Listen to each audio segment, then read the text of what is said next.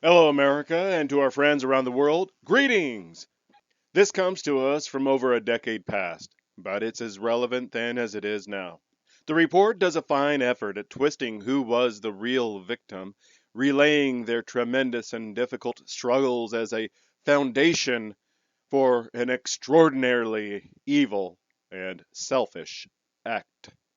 At the end, no matter, this man was abandoned and his ex feels entitled to compensation. It's always about securing unearned money and power. This is nothing more than her wanting a glorified participation trophy. This man was the victim. Don't ever forget that. He was the victim and he's being victimized again. He was the one tortured, the one abused, brutalized, and discarded. It's obscene that any judgment would be taken from him for his suffering because someone else's fifis got hurt. In the article, the legislature didn't take into account this scenario, therefore, there isn't any legal obligation. Individuals such as this woman need to get over themselves. Your fifis mean nothing compared to the torment, mental, and physical abuse this man had to endure for near 3 decades.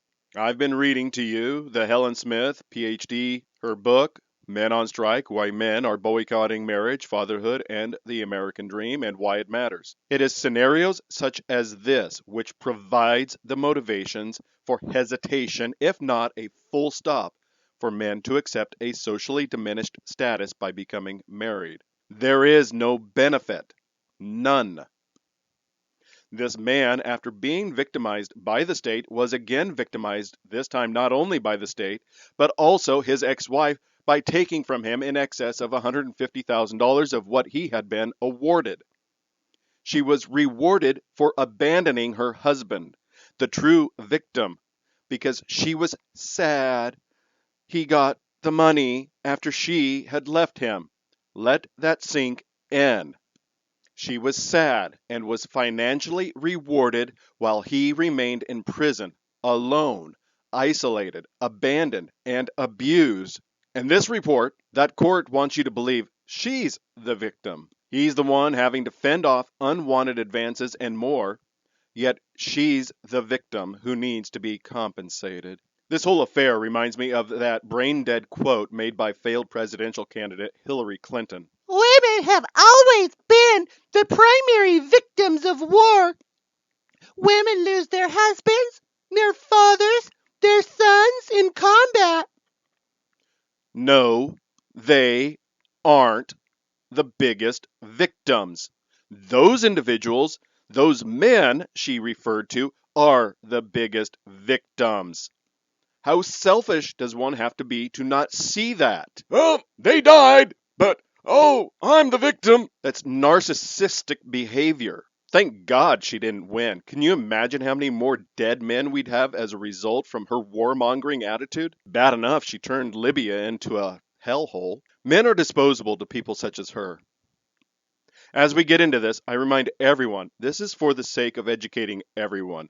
If you're a man, if you're a boy, or you have men and boys in your life as siblings, friends, children, parents, colleagues, if they're not aware, share. 16 June 2013. Exoneree faces ex-wife in compensation lawsuit. 10 years after he was sent to prison for sex crimes he didn't commit, Stephen Phillips and his wife divorced. In 2009, he was exonerated and awarded nearly $6 million in compensation. His ex-wife says she's entitled to some of it. By Brandy Grissom, Texas Tribune. The spring of 1982 seemed full of promise for Stephen and Tracy Phillips, who had just started a roofing business in Dallas and were expecting their first child. He's extremely ambitious and a very hard worker. A pretty brilliant guy, She said, and I was right there by his side the whole time. but their family life ended that year when Stephen Phillips was named a suspect in a string of sex crimes. In two trials in 1982 and 1983, He was convicted based largely on eyewitness identifications, despite his wife's vehement protestations from the witness stand that he could not have committed the crimes. He pleaded guilty to additional charges to prevent a third trial and a likely life sentence. She said she spent the next decade visiting him in prison, raising their son, sending money for items her husband needed, and hoping to find a way to get him out. Eventually, though, the couple grew apart and divorced in 1992.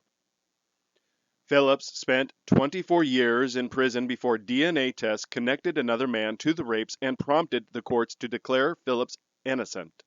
In 2009, the state awarded him lump sum payments totaling more than $2 million and a monthly annuity of more than $11,000.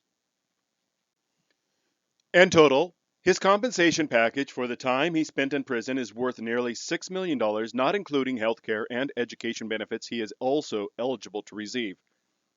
As if any of that matters, he was wrongfully convicted, wrongfully tortured for decades.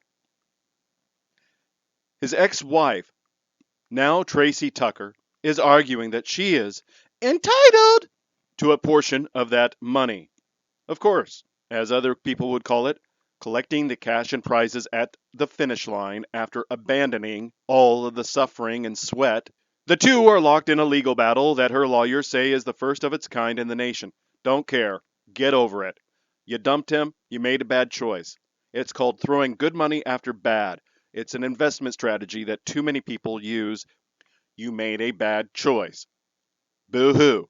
Tucker sued Phillips, and last year a Dallas County State District judge awarded her about $150,000.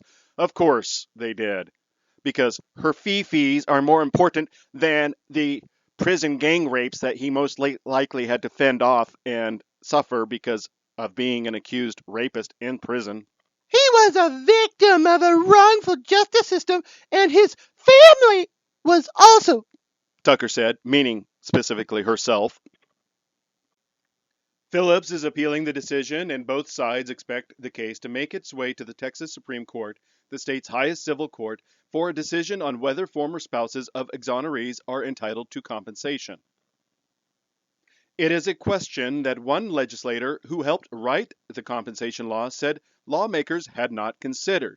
Bear with me, my uneducated mind, but what I have been told is the courts are supposed to interpret the intent of legislation. If a legislator who helped write it said it wasn't even considered, then the court has no basis taking the case.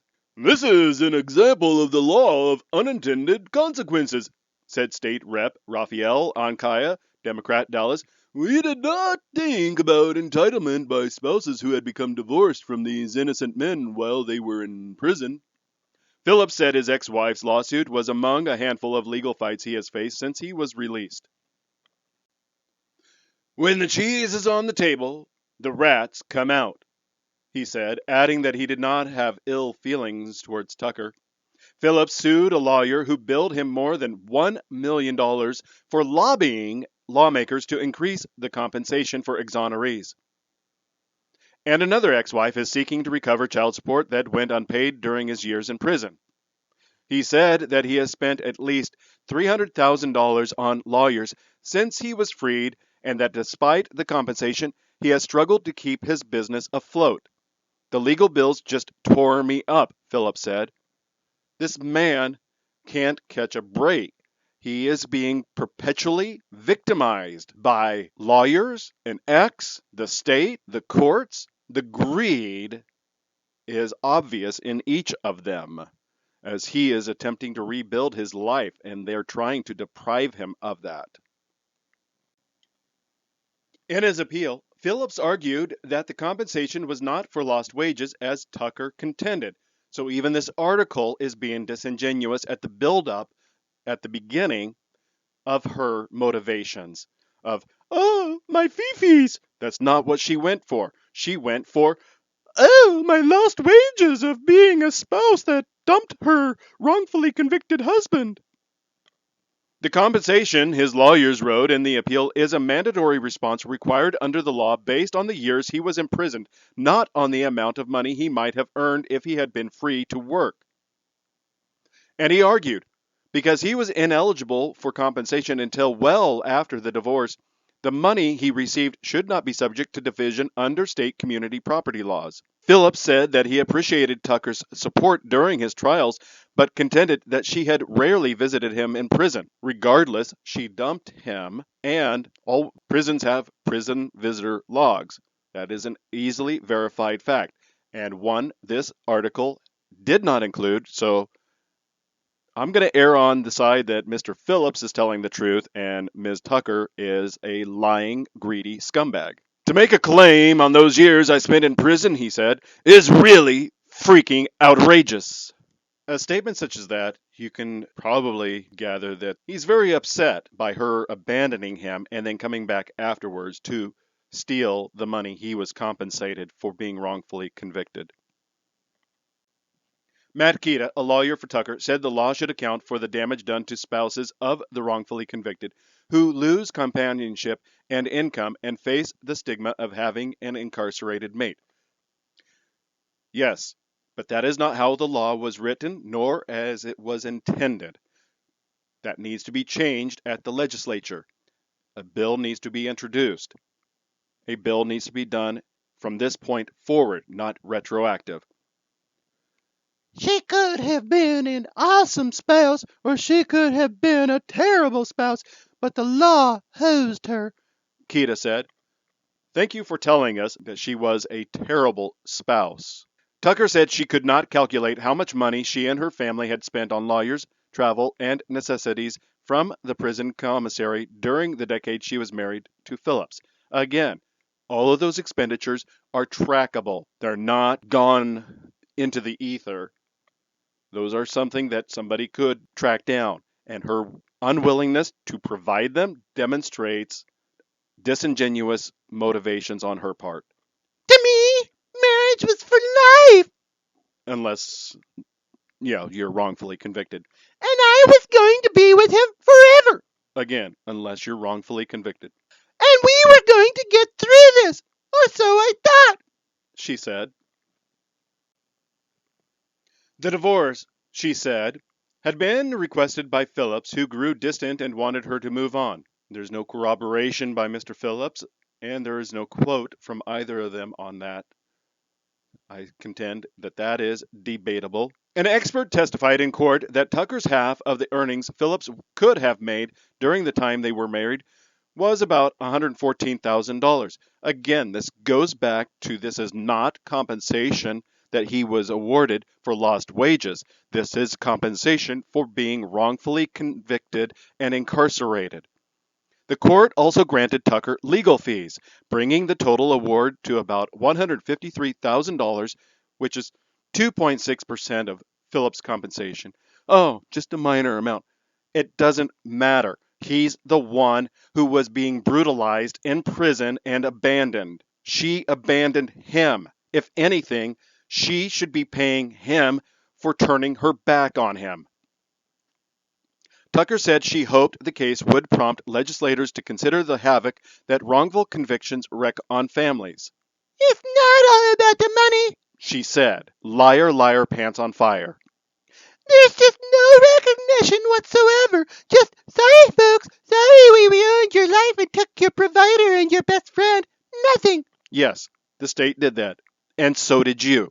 You could have stuck through it, but you chose not to. And now you want to be rewarded for turning your back on someone whom you stated vehemently protested in the witness stand his innocence, that he could not have done it. Yet you turned your back on him because of social stigma.